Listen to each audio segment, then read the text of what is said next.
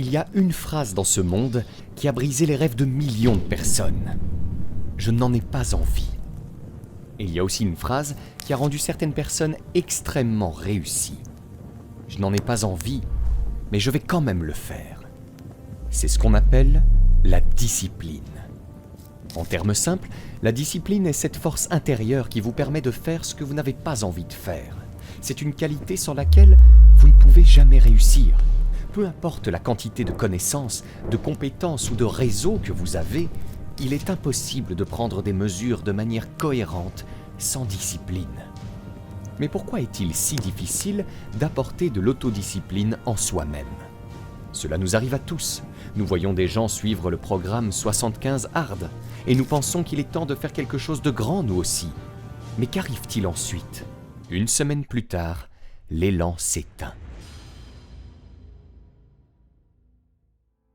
Peter Hollins, l'auteur du livre Power of Self-Discipline, nous dit que nous ne parvenons pas à maintenir notre autodiscipline pour 5 raisons. Toutes ces raisons ont un thème commun, que si vous comprenez, vous pouvez créer une autodiscipline inébranlable. La première raison est de céder aux 5 sens. Nous passons notre vie entière à satisfaire nos 5 sens. Si vous êtes accro au sucré et que quelqu'un vous offre un gâteau, votre autodiscipline se brise parce que le goût et l'odeur vous plaisent trop. Mais une fois que vous l'avez mangé et que vos sens sont satisfaits, vous commencez à vous dégoûter de vous-même et vous vous dites que vous ne mangerez plus jamais de sucré après ça.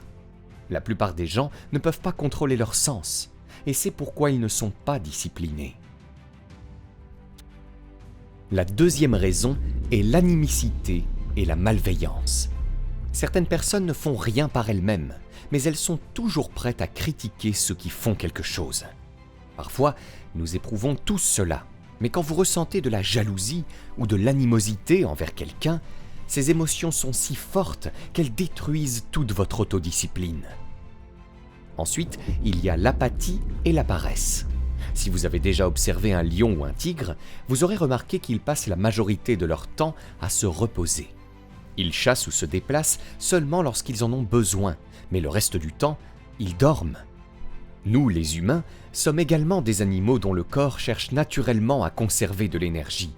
La paresse est une grande raison pour laquelle vous ne parvenez pas à être autodiscipliné. Ensuite, il y a l'anxiété et le regret. Parfois, nous ressentons de l'anxiété face à l'avenir. Imaginez une fille qui veut devenir médecin. Chaque fois qu'elle s'assoit pour étudier, elle ressent de l'anxiété et se demande si tout ce travail acharné aboutira à une sélection ou non. Elle peut aussi regretter le temps perdu et se dire que même étudier maintenant ne fera aucune différence. Cette anxiété est un tueur de discipline personnelle. Enfin, il y a l'hésitation, l'incrédulité et l'incertitude. Si vous manquez de conviction, il est très difficile de maintenir la discipline. Vous pourriez penser que cela ne sert à rien d'aller à la salle de sport si vous ne pouvez pas maintenir le rythme à long terme, ou que démarrer une entreprise en ligne est trop risqué pour vous. Si vous pensez ainsi, il est évident que vous ne développerez pas de discipline. Le problème de ces 5 raisons réside dans 2 forces fondamentales, la douleur et le plaisir. Si vous comprenez cela, vous pouvez devenir discipliné. Nous faisons certaines choses soit pour éviter la douleur, soit pour obtenir du plaisir. Nous travaillons pour éviter la douleur de la pauvreté. Nous regardons Instagram pour le plaisir de voir des mèmes amusants ou des personnes attirantes. Mais le monde est ainsi fait que les choses qui apportent du plaisir à court terme détruisent souvent votre vie à long terme, comme le jeu, la malbouffe, la pornographie, etc. En revanche, les choses qui sont douloureuses à court terme, comme créer une entreprise, aller à la salle de sport ou étudier, réalisent tous vos rêves à long terme. Maintenant, si vous écoutez attentivement, vous comprendrez le secret de l'autodiscipline. En utilisant ce cycle de douleur et de plaisir, nous pouvons nous discipliner. Si vous regardez les biographies ou les interviews de personnes disciplinées, vous remarquerez qu'elles parlent toujours de la manière dont elles travaillaient dur pour échapper à la pauvreté, ou comment leur enfance était remplie d'abus douloureux dont elles voulaient s'échapper. Par exemple, pour une personne disciplinée comme Jocko Willink, un Navy SEAL, ne pas se lever à 4 heures du matin est très douloureux, car cela va totalement à l'encontre de son identité.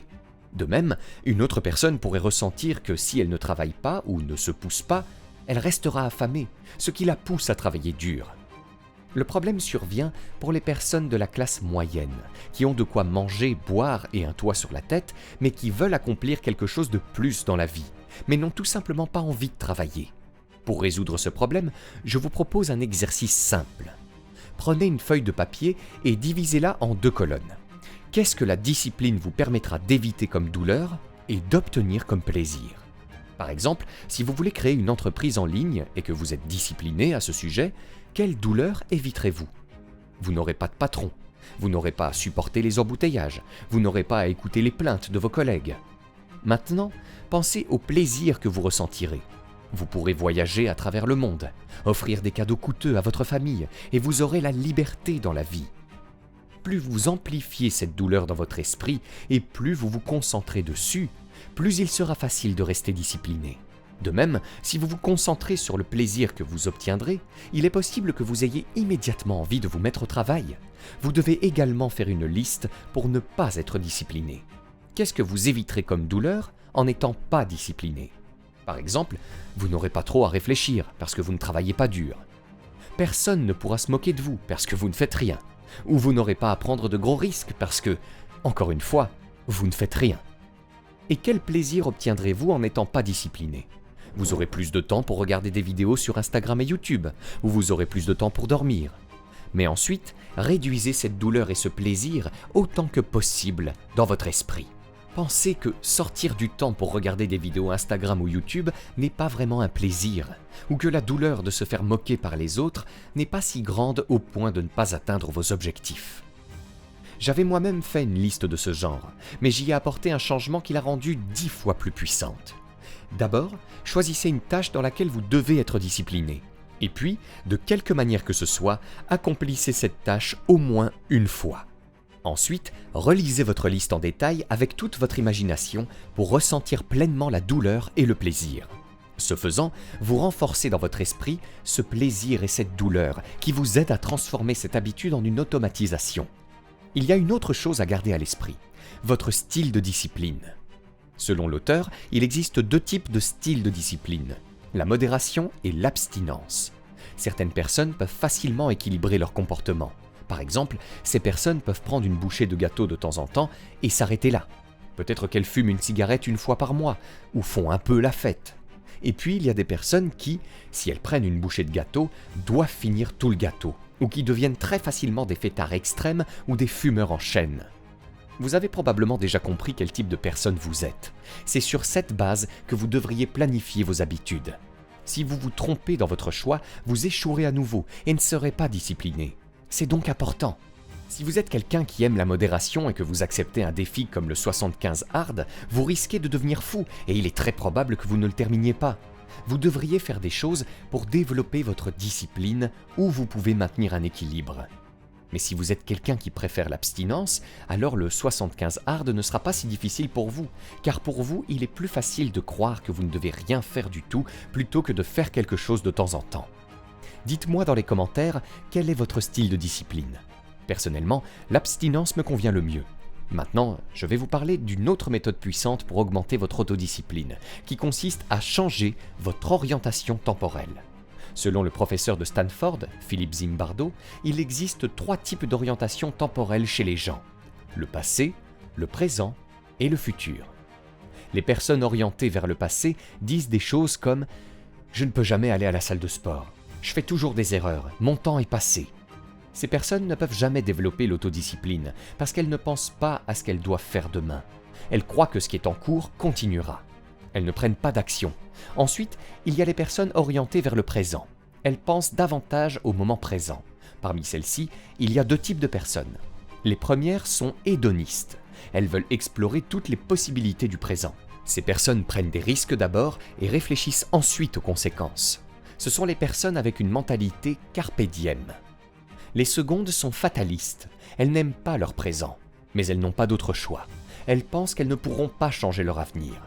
Ce que ces 2 types de personnes ont en commun, c'est qu'elles recherchent la gratification instantanée, comme les cigarettes, l'alcool, le jeu, l'aventure, etc.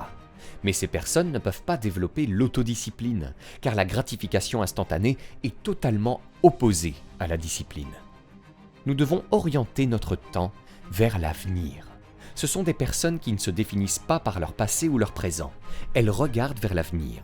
Elles cherchent à savoir quelles actions elles peuvent entreprendre maintenant pour se rapprocher de leur avenir idéal. Ces personnes pratiquent la gratification différée. Maintenant, je vais vous donner un exercice qui fera de vous un maître de l'autodiscipline. Cet exercice m'a été recommandé par le Dr K, un healthy gamer, qu'il a lui-même tiré des Upanishads. L'idée principale est que la discipline est comme une émotion. Quand vous n'êtes pas discipliné, vous ressentez du doute, comme nous l'avons discuté dans le premier point. L'opposé du doute est la résolution, que l'on appelle aussi sankalp en sanskrit. La résolution est également un sentiment, tout comme le bonheur ou la tristesse. Plus vous pouvez reconnaître et augmenter ce sentiment en vous, plus votre discipline augmentera.